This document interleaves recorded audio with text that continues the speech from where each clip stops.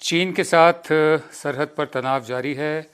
पूर्वी लद्दाख में वास्तविक नियंत्रण रेखा यानी जो लाइन ऑफ एक्चुअल कंट्रोल है, जिसे कोई ऑफिशियल दर्जा नहीं है, उस पर चीन के साथ बढ़ते तनाव के बीच दिल्ली में भारतीय सेना के जो जनरल्स हैं उनका कन्वेंशन हो रहा है, सम्मेलन हो रहा है। आर्मी चीफ मनोज मुकुंद नरवणे ने सेना के टॉप कमांडर्स के साथ सुरक्षा के मुद्दों पर चर्चा की है। बताया जा रहा है कि इस बैठक में सिक्किम, लद्दाख और अरुणाचल प्रदेश में चीन की सीमा को लेकर भी चर्चा हुई। सेना के कमांडरों का सम्मेलन का पहला चरण 27 मई से 29 जून तक चलेगा। दूसरा फेज जो होगा वह जून के आखिरी हफ्ते में होगा। आपको बता दें कि आर्मी कमांडर्स की बैठक साल में 2 बार होती है। इसमें सेना के सातों कमांड के अफसर भाग लेते हैं। तो ये कुछ नया नहीं हो रहा है, लेकिन हालात बदले हैं चीन के साथ, ये नया है। और चीन से सटी उत्तरी और पूर्वी कमांड के जो सैन्य अधिकारी हैं, जो जनरल्स हैं, वो भी इसमें हिस्सा ले रहे हैं। सीमा पर, सरहद पर चीन के साथ बढ़ते तनाव पर रिटायर्ड आर्मी चीफ और केंद्रीय राज्य मंत्री वीके सिंह ने कहा कि ये चीन की पुरानी आदत है। ध्यान भटकाने के लिए चीन एलएसी पर दबाव पैदा कर रहा है। जबकि खबरें ये हैं, बिजनेस स्टैंडर्ड की भी है और की भी है, कि वो चीन तो भारत की सीमा के अंदर तक आ गया है। काफ़ी सारे फौजी भी आ चुके हैं उनके। आपको बता दें कि एलएसी पर चीन के साथ सीमा पर बढ़ते तनाव के बीच मंगलवार को प्रधानमंत्री मोदी ने भी एक हाई लेवल बैठक की थी। इस बैठक में NSA national security adviser Ajit Doval, chief of defence staff general Bipin Rawat और तीनों सेनाओं के, तीनों जो हमारे फोर्सेज हैं उनके प्रमुख शामिल हुए थे।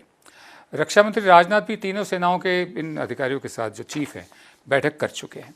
मेरे साथ हैं एम्बेसडर सुरेश गोयल, विदेशी मामलों के जानकार। मैं आपका स्वागत है गोयल साहब, और हमें वक्त देने के लिए बहुत बहुत शुक्रिया। अगर मैं थोड़ा सा इतिहास पे जाऊँ कि सन 1962 में चाउ एन लाई ने कहा था कि जो लाइन ऑफ एक्चुअल कंट्रोल जिसे हम कहते हैं, इसी को ही मान लिया जाए। उसके बाद सन 82 में डेन जियाओपिंग ने भी यही पेशकश की थी। उसके बाद राजीव गांधी की 1988 की जो चीन यात्रा हुई थी, उसमें भी ये मुद्दा आया था, लेकिन हाई पावर्ड कमिटीज़ बना दी गई थी। और 2003 में जाकर ब्रजेश मिश्रा के स्तर पर, एनएसए के स्तर पर ये मीटिंग शुरू हुई। मसले का हल क्या मुमकिन है? इतने अरसे से लंबा चला आ रहा है। जैसे बांग्लादेश में कुछ ऑनक्लेव्स बदले, अदला बदली की गई, क्या मसले का हल मुमकिन है? देखिए, ऐसा है कि इसके बारे में जो आपने बताया, पूरी हिस्ट्री बताई कि स्टेटस को बनाने की, कि जो लाइन ऑफ एक्चुअल कंट्रोल है, इसी को हम बाउंड्री बना सकते हैं। इसके बारे में खास तौर पर 1988 के बाद में जब ये रेगुलर मैकेनिज्म शुरू हुआ बाउंड्री डिस्प्यूट को रिजॉल्व करने के लिए, तो कई बार ऐसा हुआ कि ये मसले सामने आए और कहा गया कि थोड़ी बहुत अदल बदल के बाद में हम इसी को जो है एडजस्ट कर सकते हैं। लेकिन जहां थोड़ा सा एग्रीमेंट हुआ, हमने देखा कि चीन के गोल पोस्ट चेंज हो गए। तो अभी तक इस मामले में एक्सेप्ट की एक जनरलिटी है कि हम इसको एग्री कर सकते हैं थोड़ी बहुत अदल बदल के बाद में, लेकिन क्या अदल बदल हो, कहाँ पर एग्री किया जाए, उसके बारे में अभी कोई निर्णय नहीं हुआ है ये।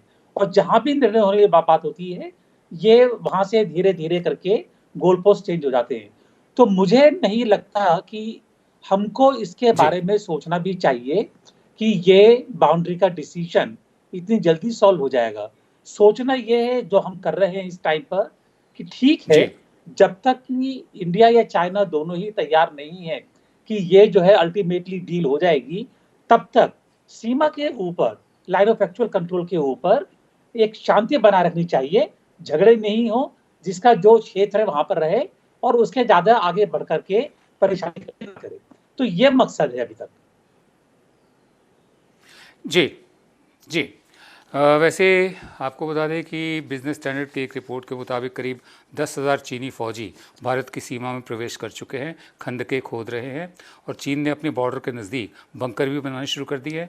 अजय शुक्ला एक डिफेंस एक्सपर्ट है, उनके ब्लॉग में भी यही बात कही गई है।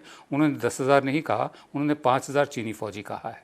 अब हकीकत क्या है अभी तक हमारे सामने नहीं है। सीमा पर जो तनाव है उसको कम करने के लिए दोनों देशों के कमांडरों की कई राउंड की मीटिंग हो चुकी है। डिप्लोमेटिक चैनल्स के जरिए भी एक शांतिपूर्ण समाधान, जैसे एम्बेसडर गोयल बता रहे हैं, शांतिपूर्ण समाधान को लेकर बातचीत चल रही है। वहीं भारत में चीन के राजदूत सुन विडोंग ने कहा है कि हमारे मतभेदों का असर आपसी रिश्तों पर भारी न पड़े, बातचीत के जरिए हमें मतभेदों को भुलाना चाहिए, सुलझाना चाहिए। सुन विडोंग ने यह भी कहा कि मौजूदा समय में दोनों देश कोरोना से जंग लड़ रहे हैं, हमें रिश्तों को मजबूत करने पर जोर देना चाहिए। चीन के विदेश मंत्रालय ने भी कहा कि भारत के साथ सीमा पर हालात पूरी तरह स्थिर और नियंत्रण योग्य है, इन पर नियंत्रण काबू पाया जा सकता है। इससे पहले चीन के राष्ट्रपति शी जिनपिंग ने अपनी फौज से कहा कि संप्रभुता बनाए रखने को तैयार रहें। हालांकि ऐसी मीटिंग हर साल वो करते हैं और जब राष्ट्रपति अपने कमांडरों के साथ मीटिंग करता है तो वो यही कहता है कि आप अपनी तैयारी चौकस रखें। लेकिन इस दफ़े जो हमें लेकर, भारत को लेकर उसके जो तेवर हैं बहुत एग्रेसिव हैं, आक्रामक हैं। और ये जो मैंने दो खबरें भी आपको बताई, ये एक तो अजय शुक्ला का ब्लॉग और दूसरे बिजनेस स्टैंडर्ड की रिपोर्ट, इसके मुताबिक चीनी फौजी भारत की सीमा में आ चुके हैं। भारत और चीन के बीच करीब 3500 किलोमीटर लंबी वास्तविक जो लाइन ऑफ कंट्रोल है, एक्चुअल कंट्रोल, वो सीमा की तरह ही काम करती आई है। अक्साई चिन इलाके में जो हालत है और गालवन घाटी को लेकर दोनों देशों के बीच तनाव बढ़ा है। और चीन का आरोप है कि भारत गालवन घाटी के पास रक्षा से जुड़े गैर कानूनी निर्माण कर रहा है। मेरा आपसे सवाल यह है जनाब गोयल साहब कि एक तरफ ये जो कहा जा रहा है कि 5000 फौजी अंदर आ गए हैं या 10,000 फौजी अंदर आ गए हैं, भारत सरकार की तरफ से कोई आपके पास जानकारी है आपने सोर्सेज के ज़रिए, या ऐसा है कि प्रधानमंत्री को भी मीटिंग्स करनी पड़ रही हैं? तो स्थिति क्या इस दफ़े ज़्यादा गंभीर है? और जैसे वीके सिंह ने कहा कि चीन करता रहता है, इसलिए ज़्यादा गंभीरता से नहीं लेना चाहिए, इसको कितनी गंभीरता से लेना चाहिए? मैं इसमें दो चीज़ें कहूँगा। एक तो चीन की महत्वाकांक्षा पहले से काफ़ी ज़्यादा बढ़ चुकी है। जहाँ तक मैं देखता हूँ चीन ने समझा है और उसकी ये तैयारी भी है कि धीरे धीरे करके वो यूएसए जो एक सुपर पावर है उसको डिस्प्लेस करके वो एक दुनिया का सुपर पावर बन जाए। और उसमें चाहे इस साल के आखिर में हो या अगले साल हो, वो टाइम की बात है, लेकिन एक ये चीज शुरू हो चुकी है और चलती रहेगी। तो चीन की महत्वाकांक्षाएं बहुत बढ़ गई हैं।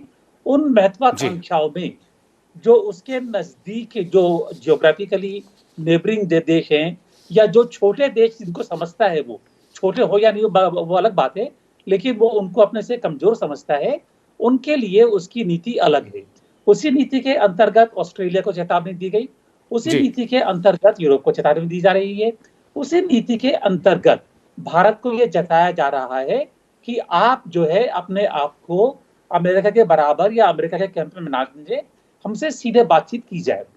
बहरहाल हमें ये तैयार रहना होगा कि अगर इस तरह के इनकर्शंस हो तो उनको हम संभाल पाए और उनको पीछे कर पाए। अब मेरे को पूरा भरोसा है कि हमारी मिलिट्री कर पाएगी ये।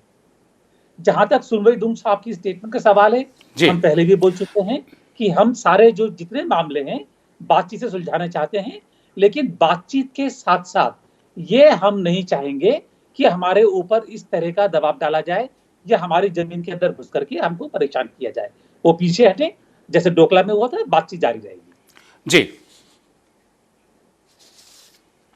जी, मैं आगे बढ़ता हूं। भारत चीन तनाव पर डोनाल्ड ट्रंप ने भी, अमेरिकी राष्ट्रपति ने मध्यस्थता की, मीडिएशन की पेशकश की है। खुद ब खुद इनवाइट कर रहे हैं, वो पहले भी किया था। ट्रंप ने ट्वीट करके कहा कि हमने भारत और चीन को सूचित किया है, इन्फॉर्म किया है कि अमेरिका दोनों के बीच उबलते सीमा विवाद में मध्यस्थता करने या फैसला करने के लिए तैयार है, इच्छुक है और योग्य भी है। आपको याद दिला दें, राष्ट्रपति ट्रंप इसी तरह बिना मांगे भारत और पाकिस्तान के बीच भी मध्यस्थता की भूमिका निभाने का प्रस्ताव दे चुके हैं। अमेरिका और चीन के बीच कोरोना को लेकर ताइवान, साउथ चाइना सी समेत कई मुद्दों पर तनातनी चल रही है। अमेरिका कोरोना को चीन की लैब में तैयार हुआ वायरस बता चुका है। अमेरिका चीन की 3 दर्जन से ज़्यादा कंपनियों पर बैन भी लगा चुका है। ऐसे में भारत को सब कुछ देखते समझते हुए अपनी क्या रणनीति तय करनी होगी, हम ये सवाल भी पूछेंगे। 2017 में दोनों देशों के बीच डोकलाम विवाद, जैसा एम्बेसडर गोयल बता रहे हैं, बातचीत के जरिए सुलझा लिया गया था। चीन ने अपने रक्षा बजट को पिछले साल के 177.6 अरब डॉलर से 6.6% बढ़ाकर 179 अरब डॉलर कर दिया है। मेरा आखिरी सवाल आपसे ये है, डोनाल्ड ट्रंप की जो मध्यस्थता की, मीडिएशन की ऑफर है, इसके इम्प्लीकेशंस क्या हैं? देखिए, मैं कहूँगा कि डोनाल्ड ट्रंप साहब इस समय काफ़ी व्यस्त लीडर हैं। अभी यूएसए में इलेक्शन भी होने वाले हैं साल के आखिर तक, तो उसमें उनकी काफ़ी एनर्जी लग जाएगी। तो मैं ये चाहूँगा कि वो अभी इलेक्शन पर जोर दें, काफी जरूरी इलेक्शन उनके लिए।